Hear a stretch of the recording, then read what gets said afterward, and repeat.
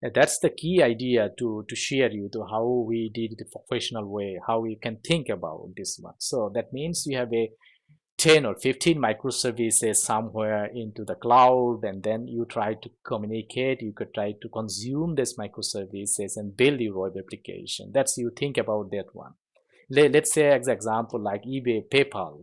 So they have a maybe one eBay or micro or PayPal web single pages that you can buy and order your products, and maybe there is a 10 or 15 microservices call. That means to build to order to order your products, and then give it to all necessary information, and give it to your account information or your credit card information. This is another microservices, and then your post is coming, there is another microservices, and if you received it, and then another microservices. All the microservices that you have in the underground level, you can communicate any, you can implement any front-end technology, which front-end technology your company is using, or you need to day by day they're using, just you can use it. Like you can, that's was the idea to share with you. I try to my best to share with you the possibilities, how it works, depending on the which front-end technology, which resources that you have it, then just use it, and then integrate quickly, develop the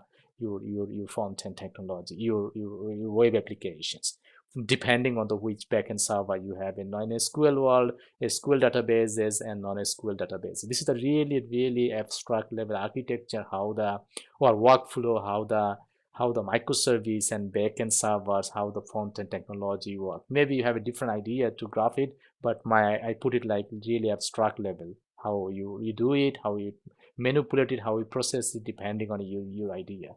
That means you have a backend server, you have a persistence layer, you have business layer, you publish your microservices, and after the publishing microservices, it is free, it is independent. What type of applications you try to develop? Is this a mobile based application? Is this the Java based application? Or it is the JavaScript based framework applications? And depending, you are free, independent. That means the major part, how can you communicate, how can you consume the services? That's what the idea. That's why I said it will be the many screencasts, like to consume the microservice in Java based, and then, and I already have it, some one example like the consuming the REST services, my REST template in the time leap. But in I also have it one example in my channels, the how can you consume the REST service in the Angular, and this I didn't have it in yet at the moment in my hand.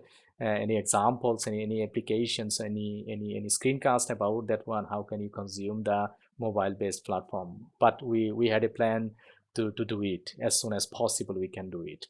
So that means we have different consumers. The REST service consumer libraries, by open source libraries like Apache HTTP clients, and that's the most popular one, RestEasy, and JAX-RS client, sorry, and then RestTemplate, and this is the older one, the standard Java one, then Java.NET URL clients and for the Java world. And if you are talking about the consuming the REST services from Android applications, you have a Volley and the RestDroid,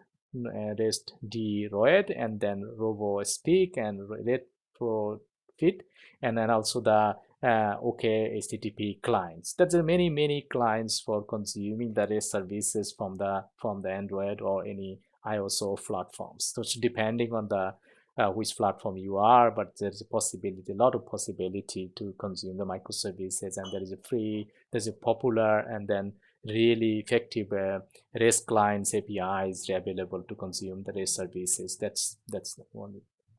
And you see the one of the another examples, like how can there's a most popular one, how can you consume the REST services in JavaScript or Angular clients, and this HTTP clients is more popular, REST clients for Angulars, and this is more one of the second one, the most popular one, how can you consume the REST services into the Angular front-end frameworks or technologies.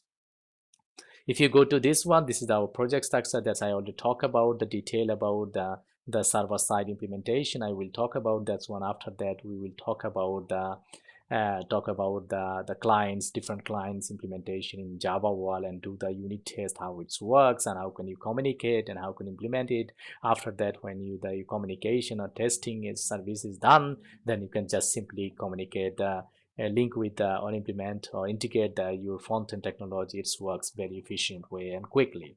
but I will try to my best to give it one simple one examples. How can you communicate it is building the front-end technology. That will be the next screencast to continue this one. So let's have a look on the project structure, the server side project structure. Okay, then I have another issues here. You see I already started the implementation is done, and I started the services, and then I can consume the services here from the Postman. I also talking about a little bit here, so we can do all the sort of operations. The Postman, you can works automatically. Let's say the one Postman. That is in-memory database, you can get the record, you can do the post, and so on and so forth. And then like very simple examples like to do that, like dummy examples. I will show you detail about the implementation. So it is done.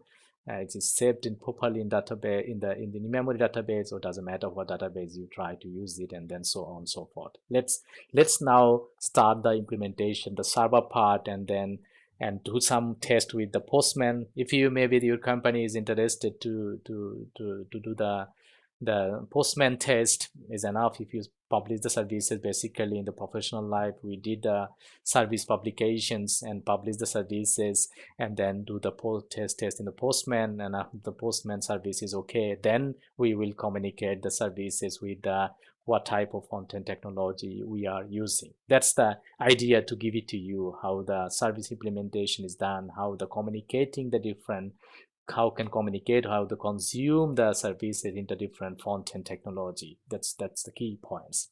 So now let's have a start to our service implementation. What I did, I have many examples that I already said to you in my previous game and channels. There is many examples how can you implement the microservices, REST services from the different backend servers, the SQL and non-SQL services. So for this case, we have a dummy implementation for the microservices. We can go this way. So let's have a look. So if you see the project, like we have a in-memory data servers, and there's a very simple applications we implement with that's I need to be you know the Spring Initializer. There is a really good tools you can build the applications here. The Spring Initializer, Spring, let me say Spring, I forget the name, Initializer. So you can make the application from here.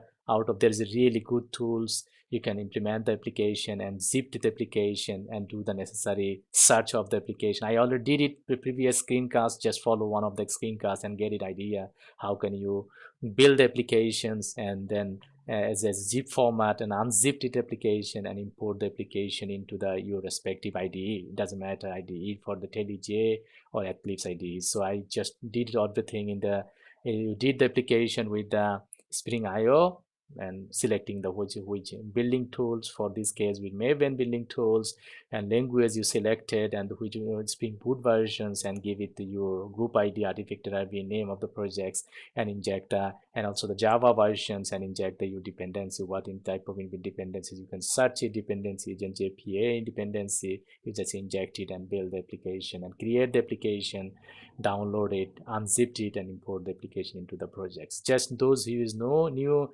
please go to the channels. There is many example how can you build the applications. All the application is showing here. I build based on the Spring Initializer. So let's go to the server part. What we did, we have the project import, and then we have, like that's I said, this is the professional way to do the applications. So we have applications, we have some models, all our domain models. What we need, we have only two object class domain models. It has the entity, user role, and then it has the tables, table name, user role, and entity, and then very simple, very straightforward. So it has a user role domain models, and it has a primary key ID, and then it has a auto-generated value, and then all respective values, user role ID, user name, user type, and then date of the user created, and has one to many related user. So one user has or has a many roles, maybe he's one to many related roles, and then join to the user ID and just simply ORM mappings to things. And then a down level, very standard getter and setting, nothing more. So that means